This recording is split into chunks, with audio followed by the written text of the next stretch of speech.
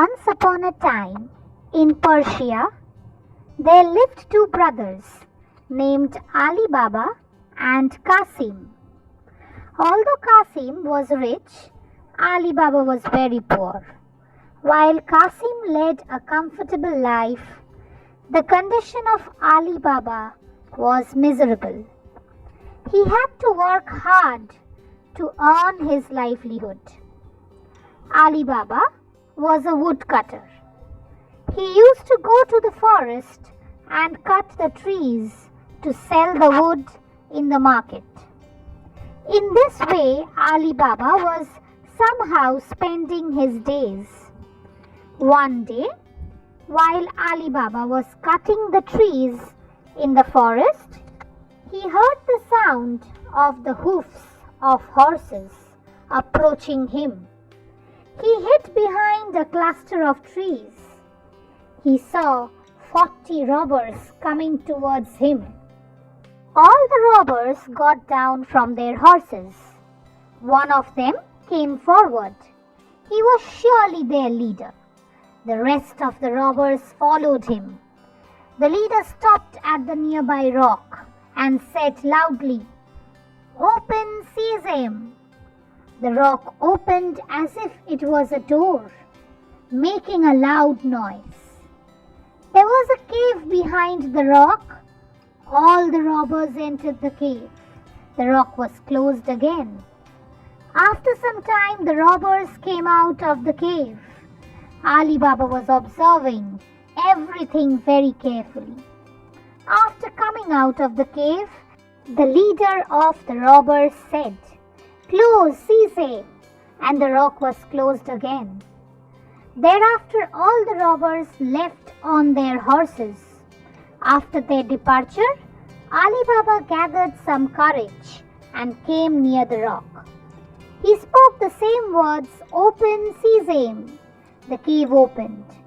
He entered the cave very nervously, as there was every possibility of the robbers coming back at any moment. He saw jewelry, gold and silver coins and diamond inside the cave. Alibaba was surprised to see such a huge collection of wealth. He could not believe his eyes. He had never seen so much of wealth in his life before. He kept staring at the precious ornaments, but soon he realized that the robbers might come back any time. So he filled his pockets and bag with gold coins and some jewelry and came out of the cave. He kept the bag on the back of his donkey and covered it with his sack of wood, so as to show that he was returning from the forest, as was his daily routine. Alibaba was in a hurry to reach his house. At home, he told everything to his wife. She was amazed to listen to all this and said, "It appears that God has taken pity on us. Now we would be able to live comfortably." Then, seeing the bag full of gold coins, she told her husband that it would take a long time to count the coins. She suggested that they should weigh the gold coins and jewelry and then hide them secretly at a safe place. Alibaba liked the idea, but they had no beam balance with them to weigh the coins. Alibaba's wife said that she would go to the house of his brother Qasim and bring the weighing machine from there. So she went to Qasim's house and requested for him. Qasim's wife thought, "These people are too poor to have anything in such measures that need to be weighed. Why do they need the balance then? There is something fishy." She wanted to know the secret behind this. Therefore, she applied some jaggery on the pans of the balance. Now, whatever they would weigh would get stuck in this way. She would be able to know what they had weighed on the balance. Alibaba and his wife had no clue about the secret plan of Qasim's wife. They weighed all the gold coins and returned the machine to its owner. But one gold coin was stuck to the balance. When Qasim's wife saw the gold coin, She was very surprised. She went to her husband and said, "Do you know, your brother has become very rich? Now he needs a balance to weigh gold coins. Go and find out how and from where Alibaba has collected so much wealth." Qasim immediately went to his brother and asked the secret of the gold coin. Alibaba, who was very simple, told his brother everything. Just imagining the huge wealth in the cave made Qasim mad. His greed overpowered him and he went to the cave early in the morning, carrying his big bags with him. On reaching there, he shouted, "Open sesame!" The door of the cave opened. He entered the cave. He was very surprised to see the enormous wealth. He quickly filled all his bags with the gold coins and silver coins and diamonds. Thereafter he went near the gate again and said, "Open wheat rice," but the gate did not open. Then he repeated several other words, but the door did not open. He had forgotten the actual words in his overexcitement. At that very moment, the 40 robbers entered. They were surprised to see a stranger in the cave. They killed Qasim and cut his body into pieces. The parts of his body were hung on the walls of the cave. The robbers then went away.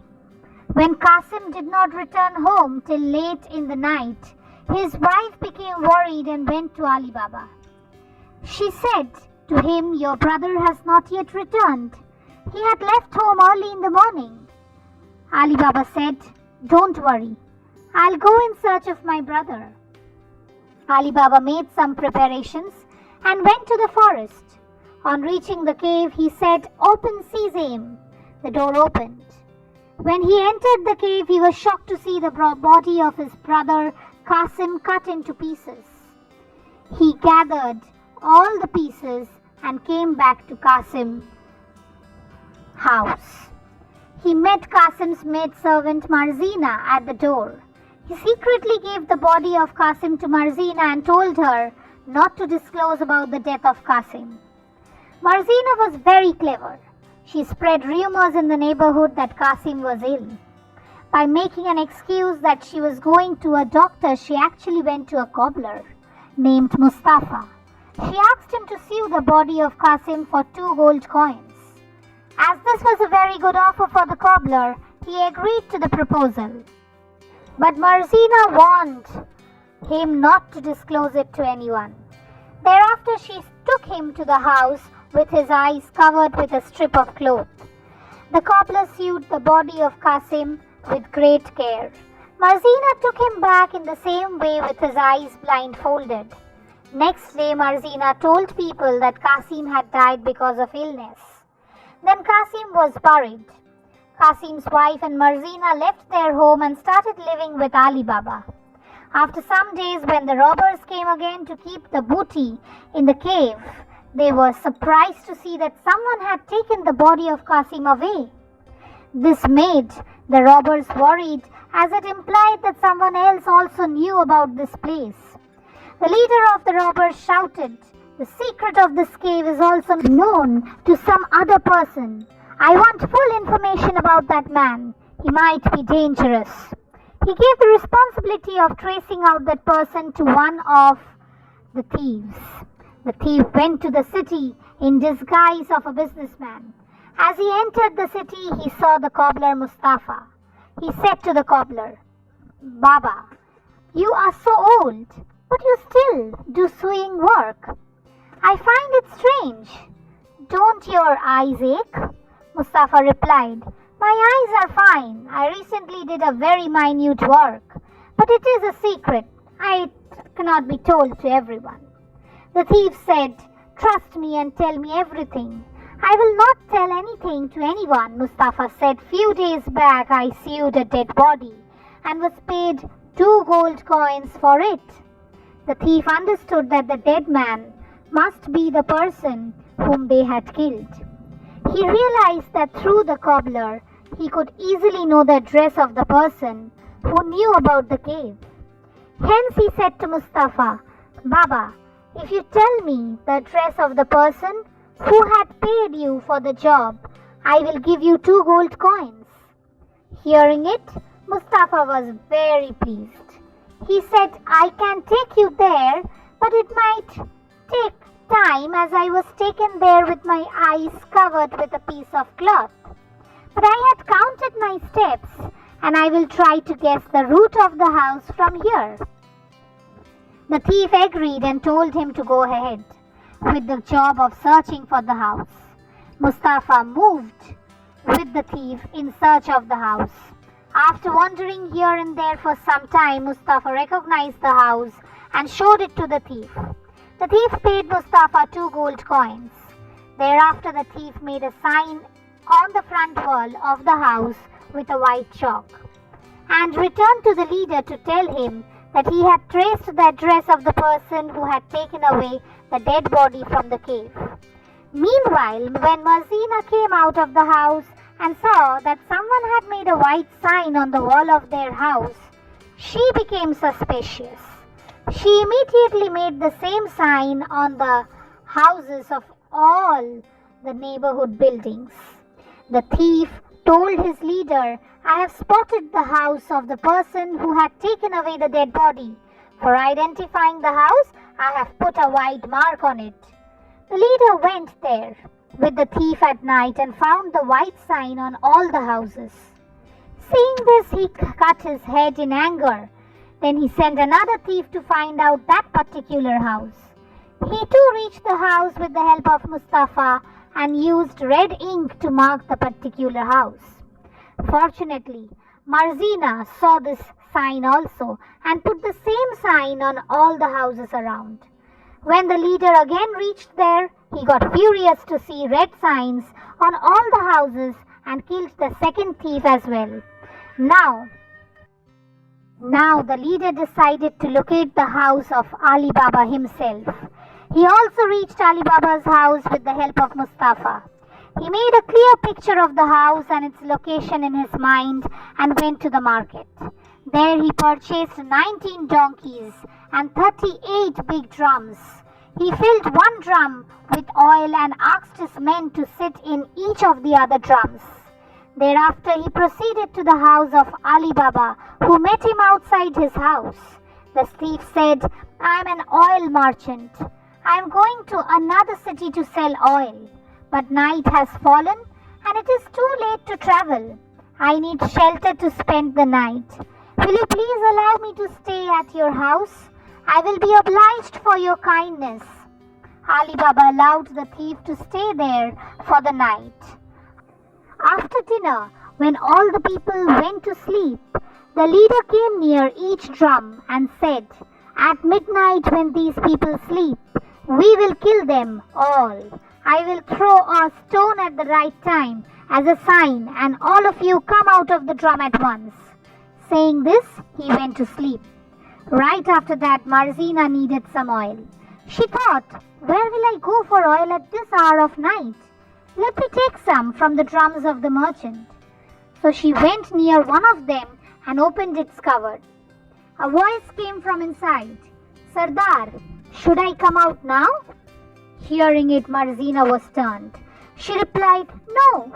Thereafter, one by one, she opened the cover of all the drums, and everybody asked the same question. There was oil only in one drum. Marzina understood everything. She took oil from the drum and boiled it. Then she poured hot oil in all the drums. This killed all the thieves on the spot. Thereafter she went to sleep. At midnight, the leader of the robbers got up and threw stones on the drum. But there was no reaction from his men. He went to the drums and opened one cover, but he was stunned to see the man dead. He quickly opened the covers of all the drums and found that all his men were dead. He immediately ran for his life. Next day, Marzina told everything to Alibaba. Hearing about the incident, Alibaba became very upset, but he was happy and pleased that Marzina had showed the courage of killing the thieves. He thanked Marzina for this. Then they buried the bodies of the thieves in the garden of their house. On the other side, the leader of the robbers felt insulted. He wanted to teach Alibaba a big lesson. He thought, being a big robber, I shall never accept defeat. I have to teach a lesson to Alibaba. I can't sit peacefully until I kill that man. This time I will not allow him to escape. He thought of a plan. He started living as a cloth merchant opposite Alibaba's house and also befriended his son. Soon they became good friends. One day, Alibaba's son invited the robber to his house for dinner. The robber agreed but said that he would not take salt with the food. When Marzena came to know this, she got suspicious. She herself served the food to the guest and observed him minutely. She saw an outline of dagger inside his clothes. She recognized the Sardar. Marzena requested his master Alibaba to allow her to perform a dance for the guest. Alibaba allowed her to do so. She came in a beautiful dress with a dagger in her hand. Marzena danced for a quite long time. She was in search of proper opportunity to kill the robber. Soon she got the chance and thrust the dagger into the chest of the robber. He died instantly. Seeing this, Alibaba got furious and said, "What have you done? You have killed the friend of my son?" Marzena pulled off the false beard of the merchant and said, "He is not our friend. He had come here to kill you and your family. He is the leader of the 40 thieves. He was carrying a dagger." And she showed the dagger of the robber to the family. Alibaba thanked Marzena for protecting them and said, "From today, you are not a maid of my house. I want to make you my daughter-in-law." Marzena agreed to marry the son of Alibaba. Soon they got married. Alibaba brought all the wealth from the cave to their house. In this way, they became very rich and lived happily ever after.